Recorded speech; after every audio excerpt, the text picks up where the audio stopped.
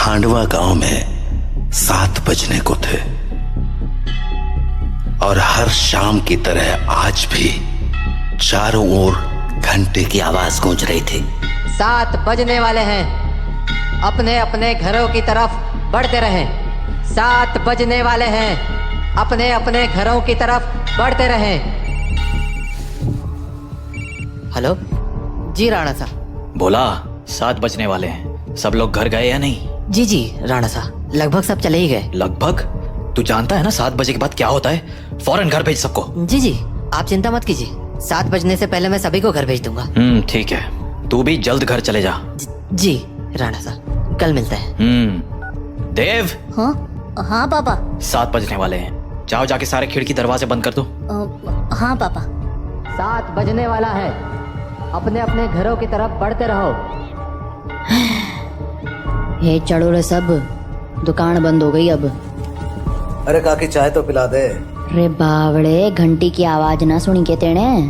7 बजन को है, जल्दी से घर निकल वरना। अरे बुढ़िया तू बहुत सोचती है, ये सब बस फालतू की बातें हैं, इतना दिमाग मत लगाया कर। बब्बन बेटे, थारे से बहस करने का समय ना है हमारे पास। बेहतर होगा कि 7 बजने से पहले तू अपने घर पहुंच जा, क्योंकि अगर रास्ते में वो मिल गए ना तो दोबारा यहाँ मत आइयो, क्योंकि मैं दरवाजा ना खोलूंगी, समझ गया? जा यहाँ से अब। हाँ जाता हूँ।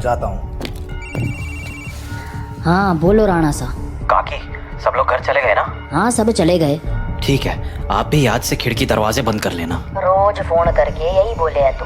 अरे 7 महीनों से गांव में कुछ ना हुआ तो अब क्यों जावेगा? 7 महीने पहले जो हुआ था वो दोबारा भी हो सकता है, इसलिए सावधानी जरूरी है। पापा। हाँ? सारे खिड़की दरवाजे लगा दिए। और पर्दे लगाए? पर्दे क्यों? खिड़कियाँ लगा तो दी हैं, और वैसे भी वो लोग तो तभी अंदर आ सकते हैं ना जब उन्हें अंदर बुलाया जाए, तो फिर। देव, होश में हो? ये क्या बोल रहे हो? अरे हम पर्दे उनसे छिपने के लिए थोड़ी लगाते हैं, बल्कि इसलिए लगाते हैं ताकि हम उन्हें ना देख सके, उनसे बात ना कर सके और उनके बहकावे में ना आ सके। ऐसी गलती बहुत से लोगों ने की थी, उनके साथ क्या हुआ ये पूरा गांव जानता है, इसीलिए अच्छा होगा कि हम वो गलतियां ना दोहराएं। पापा, क्या मम्मी के साथ भी ऐसा ही कुछ हुआ था? क्या वो भी? 7 बज गए, जाओ जल्दी से जाके पर्दे लगा दो, वो लोग अब आते ही होंगे। हाँ। तो राणा सा की बात मानकर देव खिड़कियों पर पर्दे लगाने के लिए चला गया, पर अभी वो पर्दे लगा ही रहा था कि उसने ऐसा कुछ देखा जिससे उसके होश उड़ गए। देव बेटा।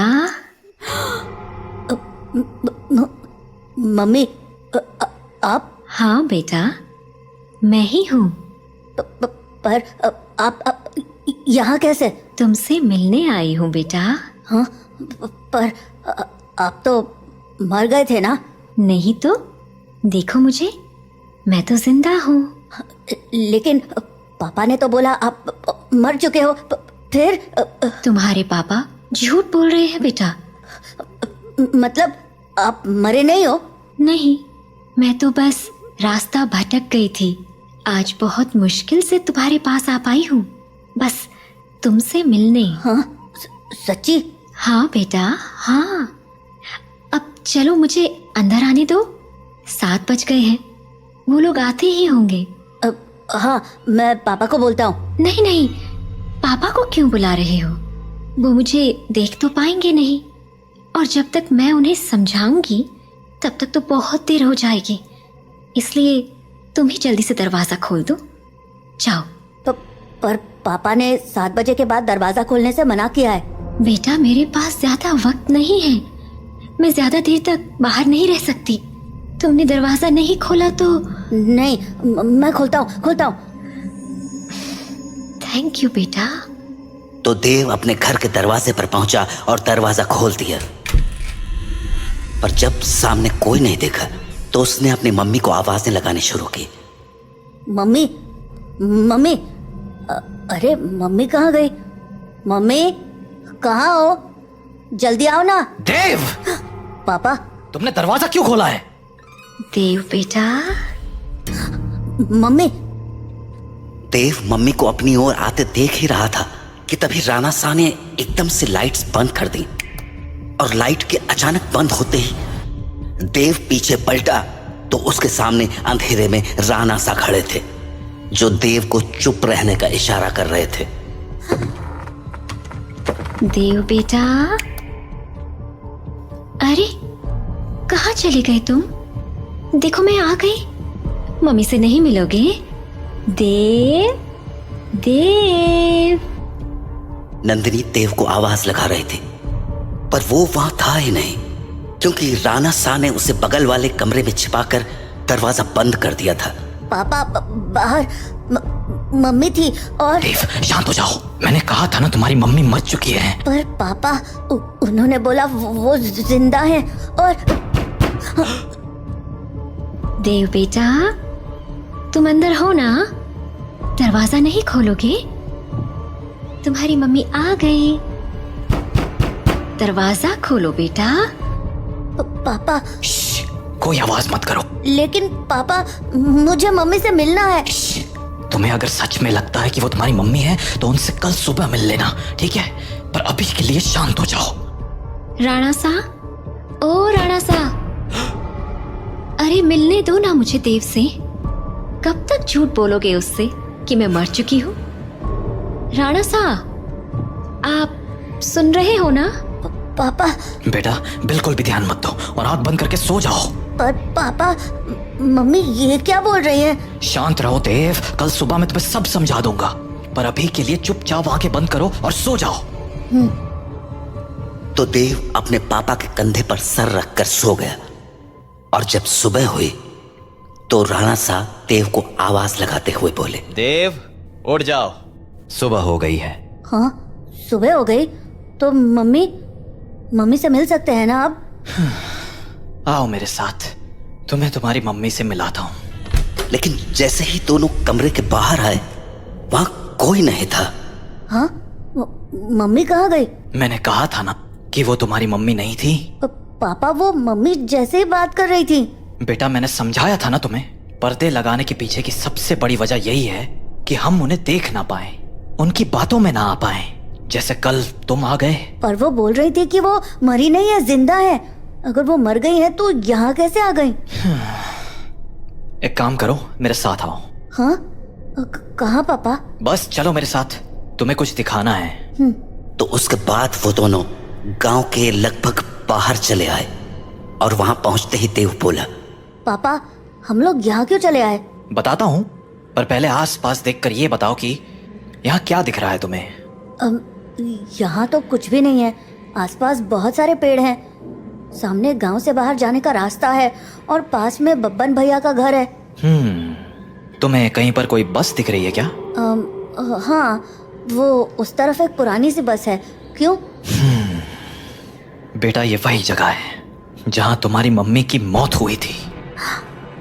हाँ, उस दिन हमें शहर से लौटने में देरी हो गई थी, और गांव पहुंचते पहुंचते सुबह के 4 बज गए।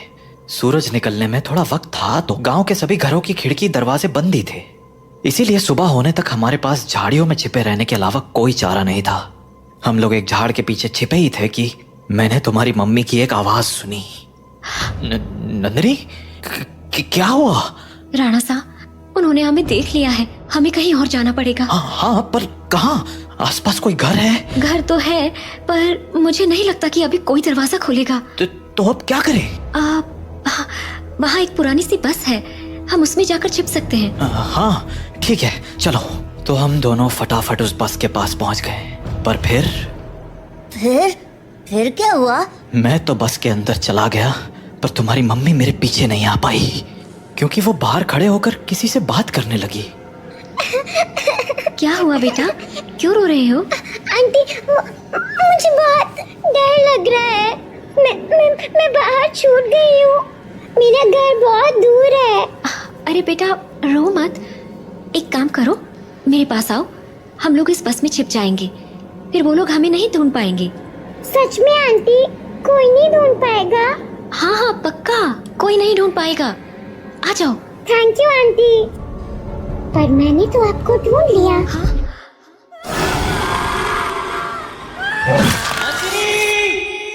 मैं नंदिनी को बचाने के लिए बस के बाहर जाने लगा, पर तब तक बहुत देर हो चुकी थी। बस को उन लोगों ने चारों तरफ से घेर लिया था। हेलो अंकल, बाहर आओ ना, खेलो हमारे साथ। और शायद मुझे देखकर हंसे जा रहे थे। उन आवाजों को सुन मैं इतना घबरा गया कि अपनी जगह से हिल भी ना पाया। पर थोड़ी ही देर बाद वो आवाजें आनी बंद हो गईं और गांव के लोगों की आवाज सुनाई देने लगी। मैं समझ गया था कि सुबह हो चुकी थी, तो मैं बस के बाहर निकलकर तुम्हारी मम्मी को आवाज लगाने लगा। पर वहां अब कोई नहीं था। मैं कई दिनों तक उसके लौटने का इंतजार करता रहा, पर वो नहीं लौटी। फिर जब गांव वालों ने मुझे बताया कि रात 7 बजे के बाद उन बाशिंदों के साथ नंदिनी भी शिकार पर आती है, तो मुझे इस गांव का एक गहरा राज समझ आया। क्या राज? यही कि जो लोग रात को इस गांव में आते हैं वो इसी गांव के रहने वाले थे, पर उनकी मौत के बाद वो ऐसे बन गए। मतलब कल जिसे मैंने देखा वो तुम्हारी मम्मी नहीं थी बेटा, क्योंकि मरे हुए लोग वापस नहीं आया करते, इंसान बनकर तो बिल्कुल नहीं। अपने पापा से बात करने के बाद देव के मन में बहुत सारी बातें चल रही थी और वो उन्हीं ख्यालों में खोया हुआ काकी की दुकान में बैठा हुआ था कि तभी हर तरफ से घंटे की आवाजें आना शुरू हो गईं। 7 बजने वाला है, अपने अपने घरों की तरफ बढ़ते रहो। चलो चलो, घंटा बज गया, निकलो अपने अपने घरों को। अरे बुढ़िया, तू फिर शुरू हो गई।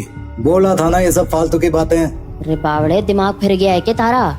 जानता है ना 7 बजे के बाद बाहर के हुए कच्चा चबा जावेंगे वो बाशिंदे। अच्छा, और तुझे कैसे पता कि वो कच्चा चबा जावेंगे? क्योंकि आज तक जो भी रात को बाहर रुका है वो मारा ही गया है। अच्छा, फिर थारा राणा सा कैसे बच गया? हाँ, वो भी तो फंसा था ना रात को अपनी लुगाई के साथ। मैंने बोला ना, थारी फालतू बातें सुनने के लिए हमारे पास टेम ना है। जा निकल अब यहाँ से। हाँ हाँ, जाता हूँ। इतना कहकर बब्बन वहां से चला गया, पर बब्बन की बात ने देव का ध्यान जरूर खींच लिया था। तो वो भी अब ये सोचने लगा था कि उस रात उसकी मम्मी तो मर गई, पर पापा कैसे बच गए। वो ये सब बातें सोच ही रहा था कि तभी काकी बोली, अरे छोरे, हाँ बात ना सुनी क्या तूने हमारी? बोला ना घर निकल। जी काकी। तो देव हड़बड़ाता हुआ काकी की दुकान से बाहर निकल आया। वो घर के लिए निकलने ही वाला था कि उसके मन में एक और ख्याल आया और वो सीधा बब्बन के पीछे चल पड़ा। बब्बन भैया। क्या हो गया छोरे, कहाँ भागा चला रहा है? वो मुझे ना आपसे एक बात पूछनी है। पूछ। वो अरे जल्दी बोल, पता है ना 7 बजने को है। तू घर नहीं पहुंचा तो तारा बाप सर पीट लेगा। वो आप वहाँ काकी को बोल रहे थे ना कि एक रात मेरे पापा और मम्मी बाहर रह गए थे और मम्मी को तो उन लोगों ने मार दिया था, पर पापा किसी तरह बच गए। अरे तुम्हारे पास मारी ही बात दोहराने आया है के? जल्दी पूछना के पूछने है तने। नहीं, मैं ये बोल रहा था कि आपका भी घर उसी टूटी फूटी बस के पास है ना? हाँ तो आपने कुछ देखा था क्या? कमाल है, बाप अंधा कानून और बेटा सरलॉक। हाँ देखा था, सब देखा था। कैसे उन बाशिंदों ने थारी माँ को नोच खाया था। खाना तो वो थारे बाप को भी चाहते थे, और थारा बाप साला बस में छिपा बैठा था और वो लोग न जाने क्यों अंदर ना जा पा रहे थे। वो सारे लोग सूरज निकलने तक बस को घेरे खड़े थे। कोई बस को पीट रहा था तो कोई चीख रहा था, पर अंदर कोई ना जा पा रहा था। पर वो लोग घुस क्यों नहीं पा रहे थे? क्योंकि 7 बज गए, बातचीत का टाइम खत्म। अब चल हमारे साथ। नहीं, मैं घर जाता हूँ। रे बावले, अब घर जाने का मौका खत्म हो गया। आधे रास्ते में ही कोई ना कोई नोच खावेगा तुझे। चल अब हमारे साथ। तो बब्बन देव को लेकर अपने घर चला गया। वहीं राणा सा अपने घर में परेशान हुए जा रहे थे। ये देव कहाँ रह गया? अब तक घर क्यों नहीं आया? काकी को पूछता हूँ। हेलो काकी। हाँ राणा सा, हमारे को लग ही रहा था कि थारा फोन आवेगा।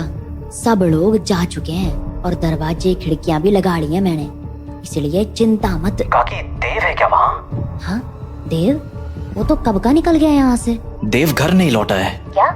तुम एक काम करो सा, बाकी लोगों को फोन करके पूछ ले, क्या पता देव किसी के यहाँ रुक गया हो। ठीक है। जहाँ राणा सा देव को हर जगह ढूंढे जा रहे थे, वहीं देव बब्बन के साथ उसके घर चला आया था। तो अभी वो दोनों साथ में बैठे ही थे कि देव को बाहर से एक जानी पहचानी आवाज सुनाई पड़ी। बब्बन, ओ बब्बन, देख मैं आ गई। ये तो मेरी मम्मी की आवाज है। सही पहचाना छोड़े, तारी मम्मी ही है बाहर। अब एक काम कर, यहीं रुक और यहाँ से तमाशा देख। तो बब्बन खिड़की के पास गया और पर्दे हटा दिए। हाँ छोरी, बुला रही थी ना मने, ले देख मैं आ गया। कितना इंतजार कराता है तू। इंतजार? अरे अभी तो आई तू। मैं तो रोज ही आती हूँ, तू मुझसे कभी मिलता ही नहीं। अरे थारे से तो रोज बात करूँ हूँ मैं। हाँ, पर मिलने का मतलब बस बात करना थोड़ी होता है, करीब भी तो आना होता है ना। अच्छा, मारे करीब आना साता ने। और नहीं तो क्या, खोल ना दरवाजा। कमाल है छोरी, तू भी अपने राणा सा को इतनी जल्दी भूल गई। जो राणा सा देखेंगे नहीं, वो उन्हें पता कैसे चलेगा। कमाल है तू भी। वैसे थारे बेटे का क्या, वो तो देख सके है ना। ओफो बब्बन, तू भी ये क्या बातें करने लगा। हम दोनों के बीच में किसी दूसरे का क्या काम। जाना, दरवाजा खोल देना, मुझे तेरे से अच्छे से मिलना है।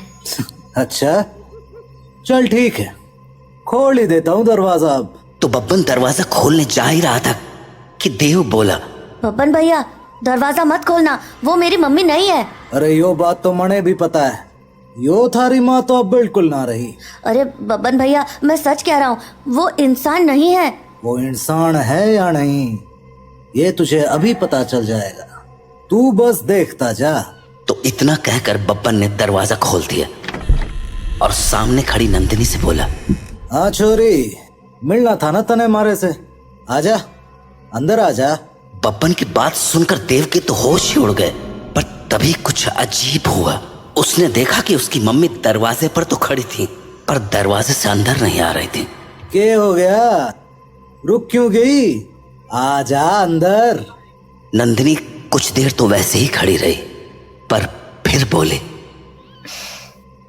तू बाहर क्यों नहीं आ जाता बब्बन, मैं तुमसे यहीं मिल लूंगी। अरे अभी तो अंदर बुलाने को कह रही थी, अब बाहर बुला रही। देख छोरी, आना तो तुझे ही पड़ेगा, अब सोच ले। तू भी ना बब्बन, कितना इंतजार कराएगा, आ जाना बाहर। नंदिनी के जवाबों को सुनकर देव के मन में बहुत सारे सवाल उठने लगे थे, जैसे कि उसकी मम्मी घर के अंदर क्यों नहीं आ रही थी और वो बार बार बब्बन को बाहर आने को क्यों कह रही थी। देव धीरे धीरे बब्बन के पास पहुंच गया, पर इससे पहले कि वो बब्बन से कुछ पूछता, उसे नंदिनी ने देख लिया और वो बोली, अरे बेटा देव, तुम भी यहाँ हो, आओ ना, मम्मी से नहीं मिलोगे, कल हम मिल नहीं पाए थे ना, आ जाओ आज मिलते हैं। देखो बाहर तुम्हारे साथ खेलने के लिए इतने सारे बच्चे भी हैं, हम खूब मजे करेंगे, आ जाओ बेटा। नंदिनी और उसके साथ उन बच्चों की टोली को देखकर देव को डर तो बहुत लगा, पर उसने नंदिनी की बातों पर ध्यान न देते हुए बब्बन से पूछा, बब्बन भैया दरवाजा तो खुला है और आपने मम्मी को अंदर आने को भी बोल दिया है, फिर वो अंदर क्यों नहीं आ रही हैं? और ये बच्चे भी बाहर ही खड़े हैं, क्यों? समझदार लगे तू, सही सवाल पूछना जाने। हाँ मतलब यो कि जिस रात मैंने थारी माँ को मरते हुए देखा, उस रात मैं भी यही सोच रहा था कि आखिर इन बाशिंदों ने थारे बाप को क्यों नहीं मारा, वो बस के अंदर क्यों ना गए। तो अगली सुबह मैं बस के अंदर गया, ये देखने कि आखिर वहां ऐसा था क्या जिसने उन बाशिंदों को रोक दिया था। पहले तो मुझे कुछ समझ नहीं आया, पर फिर मुझे जवाब मिल गया। क्या जवाब? वो देख, हाँ? यो है रुद्राक्ष की माला, यही वो चीज थी जिसने थारे बाप की जान बचाई थी। बस के अंदर यही लटकी हुई थी। मने इसके पीछे की वजह तो ना मालूम है, पर इतना जरूर पता है कि इस रुद्राक्ष की माला को दरवाजे पे टांग दो तो ये साले चाके भी घर के अंदर नहीं घुस पाएंगे। सच में? और नहीं तो के। तो आपको पक्का पता है कि ये इसी रुद्राक्ष के कारण अंदर नहीं आते हैं? रुद्राक्ष उतार के दिखाऊं? देखेगा क्या होता है? हाँ? नहीं नहीं नहीं। छोरे ये कोई पहली बार नहीं कराया मैंने। सारी जांच करने के बाद ही अपने दरवाजे पे टांगा है इस रुद्राक्ष को, समझ गया? ये ले, थारे बाप ने फोन मिला दिया। हेलो, हाँ राणा सा, हाँ हाँ चिंता ना करो, थारा छोरा हमारे पास ही है और पूरी तरह सुरक्षित है। चलो, शुभ रात्रि।